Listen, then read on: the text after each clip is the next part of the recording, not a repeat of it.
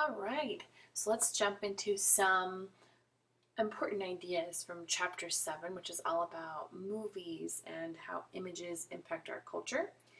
And the text companion to this video more explores the history behind film as well as how Hollywood was born and developed. And in here, I'm going to talk about mainly narrative and how Hollywood has shaped the narratives of our culture. So, all successful narratives contain the story, which is what happens to whom, and then the discourse, or how a story is told. And the difference between a movie completely failing and a blockbuster hit like Avatar is how the story is told and the secret formula between the relationship of technology and powerful writing and characters. Overall, for all narratives, as a people, we want protagonists, antagonists, romantic interests, and lots of sidekicks. And even with technological breakthroughs, these powerful storylines remain the same. And this is even seen across all different genres of Hollywood. And in addition to this solid storyline and the different interpretations of this storyline, Hollywood is always striving to create believable worlds, even when they're completely imaginary. So let's talk about who writes the major stories and blockbusters that we see as a culture. Women and minority groups really are not usually in the top 25 or top 50 grossing films. And often these minority groups have struggled to find their voice. So even though film director Jane Campion said in 2009, every film school in the world has equal numbers of boys and girls, obviously something in the industry is happening to filter out these voices. So I would encourage you to check out the case study on page 252 for a great brief history of Hollywood's racial barrier. And I would challenge you to maybe sub one of your normal weekly entertainment slots this week for a film by one of these directors, or perhaps even a film from an international source.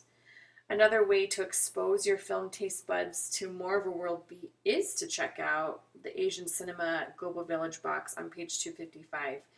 It lists a lot of different popular movies from these cultures, and I would ask you to consider opening your eyes and ears to these new voices and ideas to take you beyond our large cultural blockbuster themes. So one of your discussions this week concerns unraveling the blockbuster mentality of Hollywood filmmaking. And this chart shows us the gross revenue from box office sales from 1987 to 2011. And most of this revenue has come from blockbusters. So what creates this successful chemistry on screen that we just can't help but go and see in the movie theater or purchase on our DVDs or Blu-rays or stream from home? This is a scene from the first Avengers movie in 2011, and this was a great case of, even though the film had a very high production cost, the revenue from the film nearly tripled what was spent, and this money came from movie tickets and DVD releases and Blu-ray releases and streaming. So even though the production costs and input can be huge, it's worth the risk to a lot of the large Hollywood companies to pour their money into these things because of the profit margin that is available. So here's an example of who are the big players right now in Hollywood and in distribution. When we consider the patterns of what makes a blockbuster, it's clear that Hollywood really knows who will pay the big bucks, and they will tailor their settings for their film narratives to those groups of people for the most part.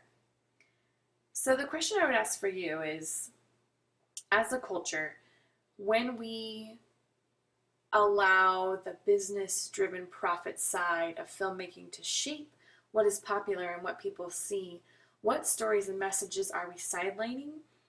And what are we supporting when we pay so much attention to these all-consuming pop culture types of movies? So I'm going to bring us around to Avatar again. I'm not trying to harp on blockbusters completely, and I'm not saying that they should go away. But I'm hoping that as a class and as this upcoming generation of scholars and thinkers, that we would consider diving deeper into our cultural stories. Movies are an extremely powerful arm of media. And I think it's really interesting in our textbook that the authors compare movies to other great orators of classical origin and history. So think about Homer and Shakespeare and other Elizabethan playmakers and playwrights. As we look back with the eyes of history, we see those authors and we say, they were capturing the myths of the generations of that time. They were capturing what culture really meant. And perhaps movies now function as these same consensus narratives, or they reflect the shared experiences of our different times and norms. And in a much more powerful way, combining longevity and visualization, and all within the comfort of our own timing in our own homes. So, do our cross-genre film consensus narratives portray similar myths and values of our culture at large as compared to some of those classical comparisons? Or perhaps are they even reflecting a commercialized view of normalcy? And how has the internet shaped our access to define these perspectives of normal? These are all great questions for you to ask as we enter into our discussions this week. And even with your blog this week, I hope you got some good thought out of this.